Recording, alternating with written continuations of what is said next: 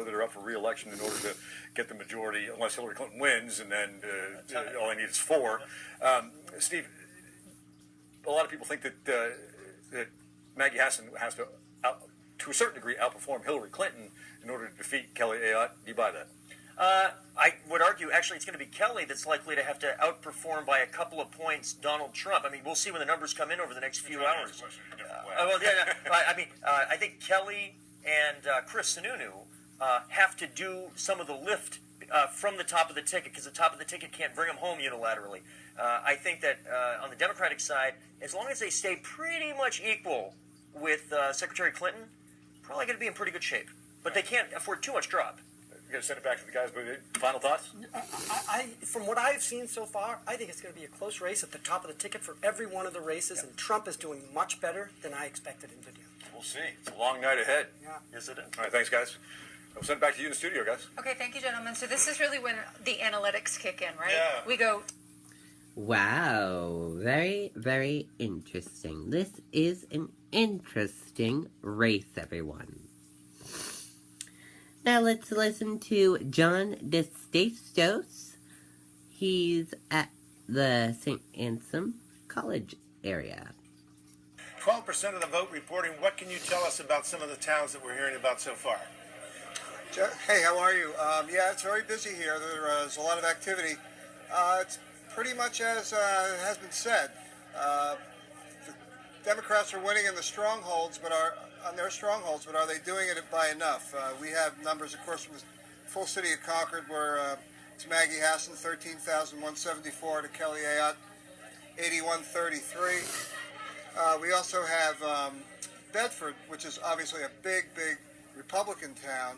But here you have Kelly Ayotte with 7982 and Maggie Hassan with 5188, which is a little bit outperforming what Democrats mostly do in the town of Bedford. And in the governor's race, it's 7886 for Sununu in Bedford and 5024 for Colin Van Ostern.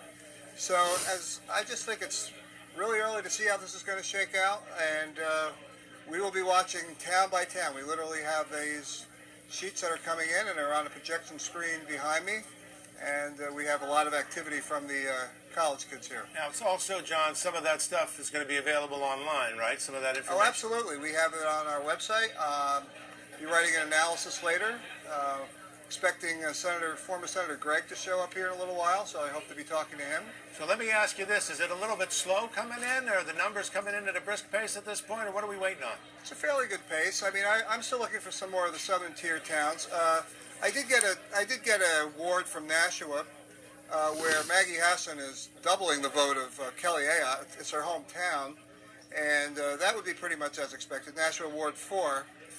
So I am waiting for more of Nashua, certainly, and a lot of the towns out sort of in the western part of the state. There's been some from Keene, but more in that area, and then in the southern part, Salem, Merrimack, Amherst.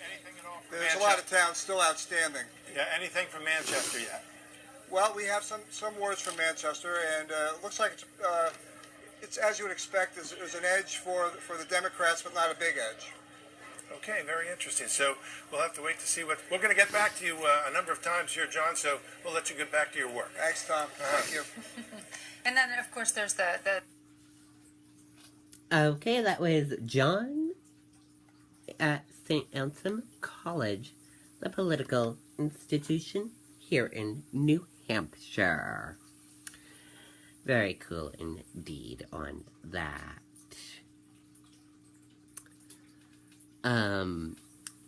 So let's go to WNA.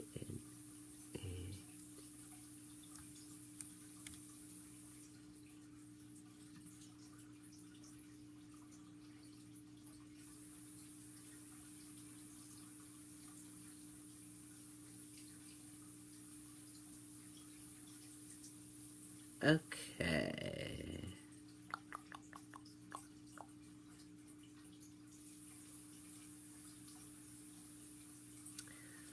The Republicans, GOP projected to retain control of the House of Representatives. The Republicans will be in control of the House of Representatives in Washington, D.C. Let's take a look at some numbers for you. Here in New Hampshire, for President, Hillary Clinton, Democratic, has 52% votes. Donald Trump, GOP, has 43% votes here in New Hampshire. U.S. Senate, Maggie Hassan, Democratic, has 53% votes. And Kelly Ayotte, GOP, has 42% votes. For governor, Colin Van Osten, Democrat, has 52% votes, and Chris Sununu, GOP, has 43% votes. For U.S. District 1 General East and South, Carol Shea Porter, Dem, has 47% votes. Frank Ginta, GOP, has 40% votes, and Sean O'Connor has 10% votes.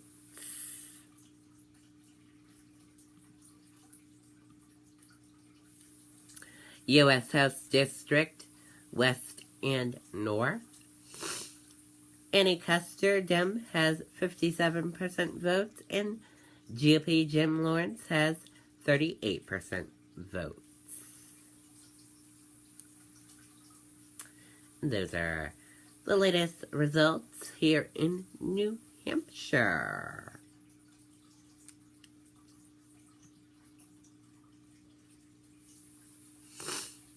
One is Evan Bayh from Indiana, the former senator that got back in. When he Let's first got listen in, to more one of us took it as Channel sort of a 9. gimme that would be a net pickup for Democrats. It turns out it's not going to be. So when we were looking for bedrock flips to get us to 51, us the Democrats, that's when we could not, and in fact Republicans have done that. Marco Rubio was another that we thought Democrats could pick off. Murphy down there. It turns out Rubio's holding on. There are still, Nevada I think is going to go Democratic tonight. There are a few others that look pretty good. It's going to be close, but it's going to be a little tighter than we would have said 2 months ago. And I want you to weigh in quickly, Mike, on what Steve just touched on, and that's Republican voters who maybe just couldn't stomach the idea of voting for Trump, but divided their ticket up. Yeah, You know, I do have to say, I do think Trump has helped in many ways the Republican vote, but Kelly Ayotte has also helped with Trump in some aspects and with Sununu. You know, I'll say, be the first. Yeah, they have not worked as a team, but they have brought different segments of voters into their columns that I think ultimately is going to help all of them. That does make sense. Obviously, still a long way to go. A lot of votes are being counted here, but if you're a Republican, you're probably feeling cautiously optimistic, which is what we've heard from both sides tonight. So we'll keep watching. Guys, back to you. Okay, thank you, gentlemen. Steve Marchand with an interesting point they're saying. I think Very, very interesting. Very interesting. And I just lost my pen, everyone. Let me try to grab it.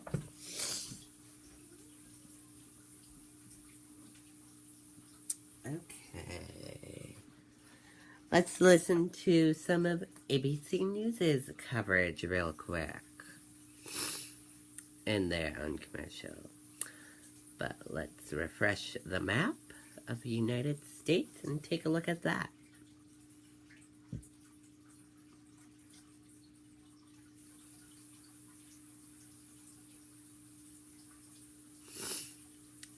So, in the blue is Hillary Clinton, what states she won, and in the red are the states that Donald Trump won. So, Hillary Clinton won Vermont. Hillary Clinton won Massachusetts. Hillary Clinton won Rhode Island. Hillary Clinton won New Jersey. Hillary Clinton won Delaware. Hillary Clinton won Maryland. Hillary Clinton won Illinois. And Hillary Clinton won Massachusetts. And in the red, Donald Trump won South Carolina. He won Alabama, Mississippi, Oklahoma, Tennessee, Kentucky, West Virginia, and Indiana. Those are the states that won so far. And that does it for my special, but the results will keep on coming in throughout the night. My team here will keep you updated online, and we'll have results popping up on our TV. So if you watch us on the TV, you'll see results on that, and you can check us out on the Riley King Network Facebook page, and results will pop up on there throughout the rest of the night. Have a great night, everyone, and I'll see you tomorrow for the Riley King Newscast. Good night, everyone. Bye.